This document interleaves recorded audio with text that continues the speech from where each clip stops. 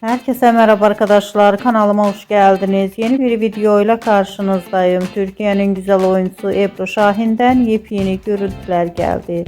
Ben de bu muhteşem rengarenk güzel görüntüleri sizler için YouTube kanalımda video halinde sunuyorum. Umarım beğenirsiniz. Arkadaşlar, videomu beğendiyseniz kanalımı izlemeyi ve bildirim butonuna basmayı unutmayın. Şimdilik benden bu kadar olsun. Yeni videomuzda görüşmek üzere. Hoşça kalın, sağlıklı kalın. Umarım videomu sona kadar izleyeceksiniz ve beğeneceksiniz. İyi seyirler.